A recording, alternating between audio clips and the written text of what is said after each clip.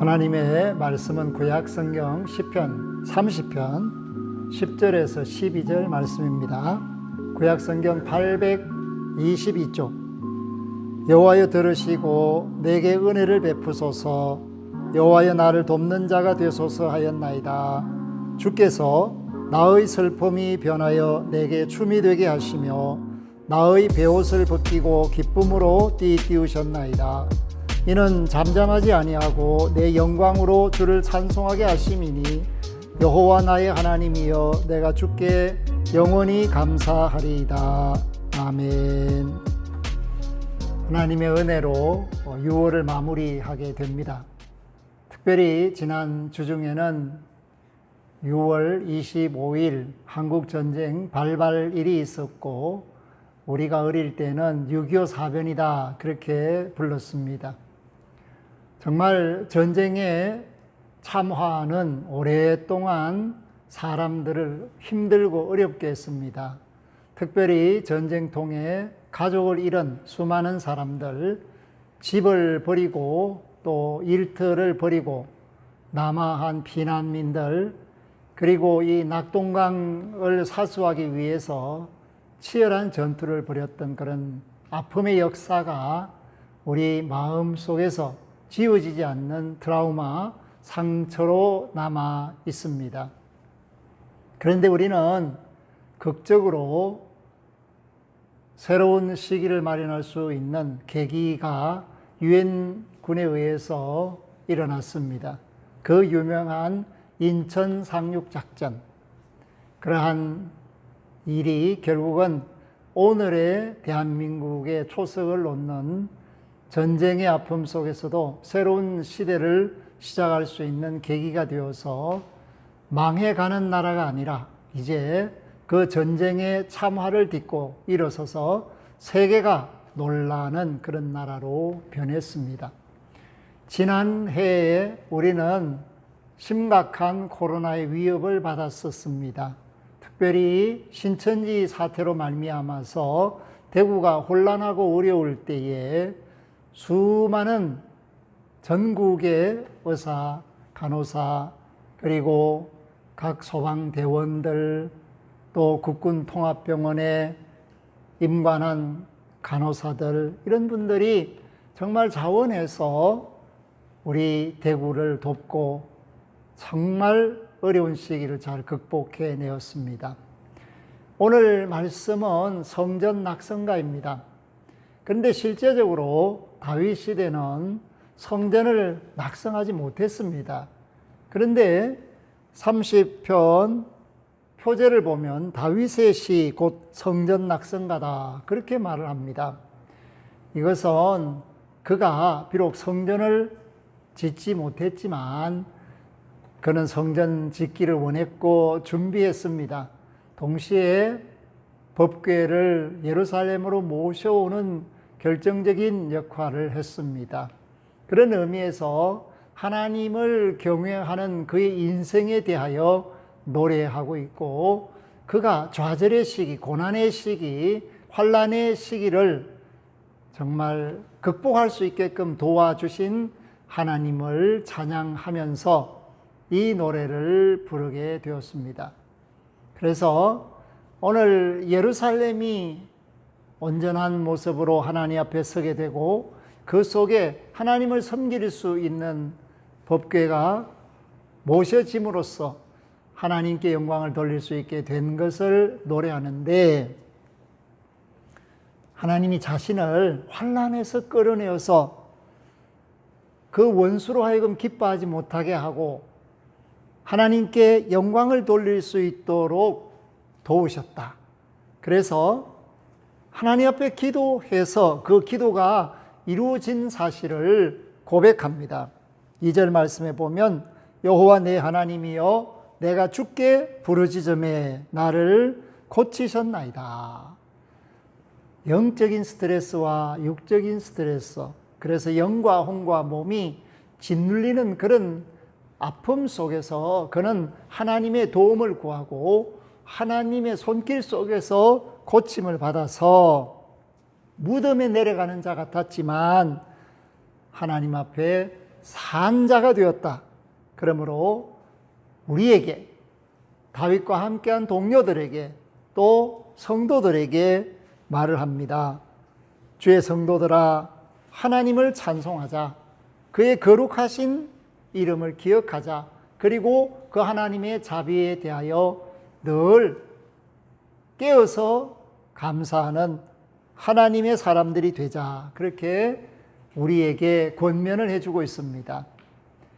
망해가는 나라의 경험을 우리는 했습니다. 동시에 전염병, 감염병으로 어려운 때를 당했던 일이 있습니다. 그럼에도 불구하고 우리는 그 모든 것을 잘 견디고 지금까지 이겨냈습니다. 그렇기 때문에 하나님의 도우심 속에서 사는 사람들은 언제나 힘있고 용기 있게 될 수 있다라는 것을 다윗은 우리에게 전해주는데, 그렇게 될 수 있는 까닭이 뭘까? 이유가 뭘까?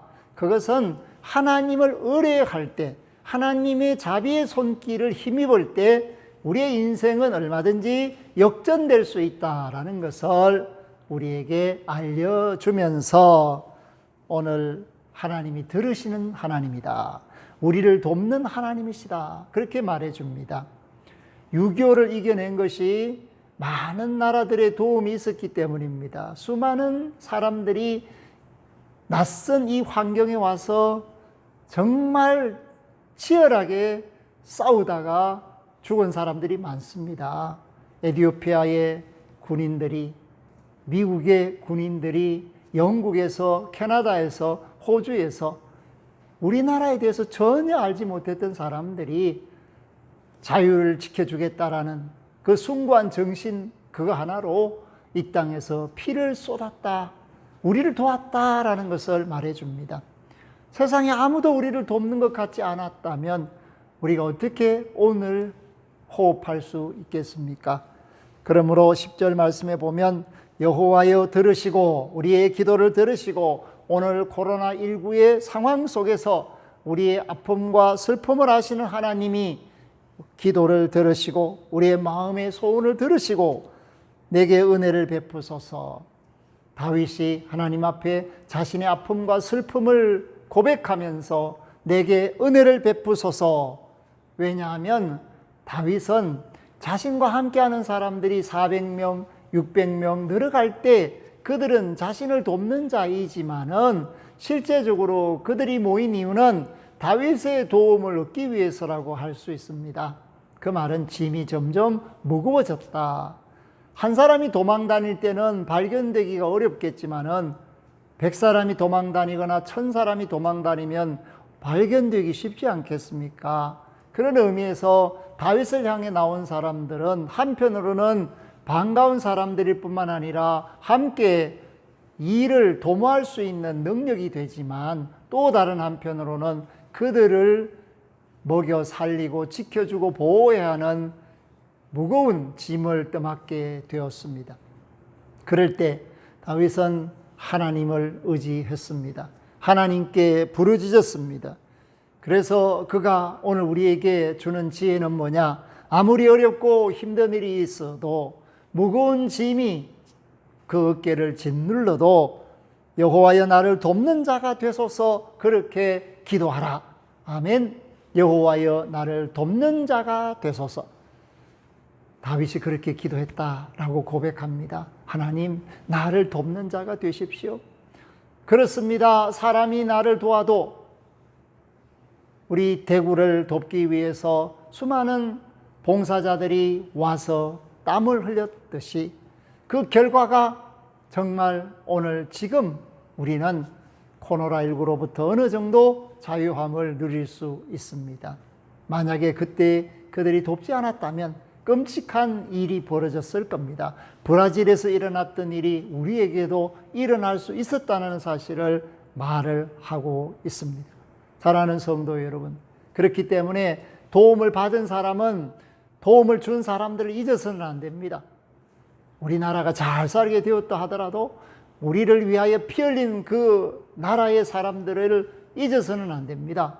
그것이야말로 더 나은 역사를 또 개인적으로도 더 나은 삶을 살 수 있는 준비가 되고 봉사하며 섬길 수 있는 기회를 얻었을 때 그 기회를 잃지 않고 얼마든지 은혜를 갚을 수 있는 사람이 되고 사회가 되고 나라가 될 수 있다는 것은 참으로 아름다운 일이며, 그러한 일이 계속될 때 새로운 역사, 좋은 역사, 선한 역사를 써서 우리의 후손들에게 물려줄 수 있습니다. 교회도 마찬가지입니다.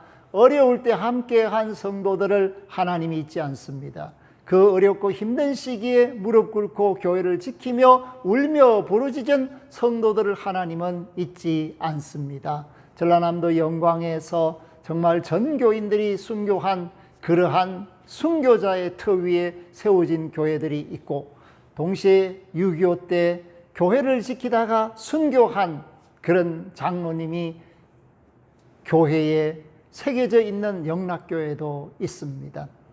사랑하는 성도 여러분, 코로나19가 우리를 두렵게 했지만은, 그러나 그 와중에도 한 번도 예배를 멈추지 않고 정말 하나님 앞에 무릎 꿇고 기도하며 새벽을 깨우고 하나님께 도움을 구했던 그들을 하나님께서는 잊지 않고 기억하실 것입니다. 정말 하나님 앞에 섰을 때 그 기간 동안에 너는 어디 있었느냐 물으실 때, 주여 하나님의 도움을 구하였습니다. 그 모든 감염병을 물리쳐 달라고, 그리고 교회가 하나님께 영광을 돌릴 수 있는 예배자들로 가득 차게 해달라고 부르짖었습니다 하는 이러한 답을 할 수 있다면 얼마나 감사하겠습니까? 그러므로 11절에 보면 주께서 나의 슬픔이 변하여 내게 춤이 되게 하시며 나의 베옷을 벗기고 기쁨으로 띠띠우셨나이다. 이것은 마치 에스더서에 나오는 부림의 역사와 같습니다. 하만이 계획을 세웠지만은 하나님께서는 그 하만의 계획을 뒤엎으시고 오히려 모르드게와 유대인들을 보호하시며 복을 주셔서 하나님께서 기뻐 춤출 수 있게 하셨다. 슬픔이 변하여 춤이 되게 하셨다. 베옷을 벗기고 기쁨으로 띠띠우셨다. 이것이 다윗의 인생입니다. 그리고 오늘 저와 여러분이 살고 있는 이 아픔의 시대에서 이 시대가 끝날 때 새로운 역사를 쓰는 주인공들의 모습입니다. 그것은 하나님께서 우리를 새롭게 하셨기 때문입니다. 12절에 보면 내 영광으로 주를 찬송하게 하심이니, 아멘. 그것은 하나님께서 모든 환난을 이겨낸 나의 모습을 아름답게 하셨다라는 것을 말해줍니다. 베옷을 벗었습니다. 비단옷을 입었습니다. 얼마나 영광스럽습니까? 그런 의미에서 우리는 구원받은 하나님의 자녀입니다. 그리고 세상을 다스리는 자요, 세상의 빛과 소금으로서의 그 역할을 감당해야 하는 사명자들입니다. 여호와 나의 하나님이여, 내가 주께 영원히 감사하리이다. 이 말은 언제나 어디서나 믿음의 사람은 이긴다, 승리한다 라는 확정적인 하나님의 표를 가진 사람, 구원의 표를 가진 사람이라는 것을 잊지 않고 살겠습니다. 그리고 하나님의 말씀대로 모든 것을 감당하겠습니다. 그리하여 살아계신 하나님께 영광을 돌리겠습니다 라는 감사의 표현이요 고백입니다. 그렇기 때문에 오늘 시편 30편은 다윗이 우리에게 말해줍니다. 너는 얼마나 기도했느냐, 하나님 앞에 부르짖었느냐. 그러므로 8절에도 보면 여호와여, 내가 주께 부르짖고 여호와께 간구하기를. 아멘. 하나님 앞에 부르짖고 간구하는 것이 다윗의 생활이 되었습니다. 왜냐? 그만큼 어렵고 힘들었기 때문입니다. 사랑하는 성도 여러분, 오늘 저와 여러분들이 아무리 어렵고 힘든 때가 우리를 위협할지라도 다윗처럼 하나님 앞에 부르짖고 기도하는 믿음을 갖기를 바랍니다. 그리하여서 하나님의 사랑 가운데서 늘 견디고 이기는 믿음의 모습을 모든 사람에게 증언하는 교회, 증언의 공동체로서 예수 그리스도 안에 있기를 주의 이름으로 축복합니다. 아멘. 하나님 감사합니다. 오늘 우리에게 주시는 말씀을 통해서 우리는 어떤 상황도 견디고 이길 수 있다는 것을 알게 됩니다. 이 나라가 풍전등화의 위기 속에 있을 때 하나님께서는 유엔을 동원하셔서 아버지 하나님, 꺼져가는 등불을 끄지 않으시고 상한 갈대를 꺾지 않으시는 하나님의 영광의 모습을 보여주셨고, 또한 우리 대구가 어려움을 겪을 때도 전국 각지에서 대구를 돕기 위해 열의를 했던 자원봉사자들을 잊지 않습니다. 하나님, 다윗이 환난을 당하고 어려움을 당하고 힘겨울 때 부르짖으며 간구하며 기도했던 것처럼 오늘 우리가 일상의 삶 속에서 부르짖으며 기도하며 간구함으로 아버지 슬픔이 변하여 춤이 되고 베옷을 벗기고 영광의 옷을 입히시는 하나님의 손길을 경험하게 하옵소서. 감사를 드리옵고 예수 그리스도 이름으로 기도하옵나이다. 아멘. 지금은 부활이요 생명이신 우리 주 예수 그리스도의 은혜와 부르짖는 자를 도우시는 하나님 우리 아버지의 극진하신 사랑하심과 믿음으로 사는 모든 이들과 함께 하심으로 세상을 이길 수 있도록 환난의 때를 면케하실 뿐만 아니라 그 환난의 풍파를 고요케 하시는 성령님의 교통하심이 오늘 머리 숙여 예배하는 예배자들과 흩어져 있는 믿음의 권속들과 구원받아 마땅한 이들과 온 세계 천하 만민들 위해 이제로부터 영원토록 항상 함께 하시기를 간절히 축원하옵나이다. 아멘.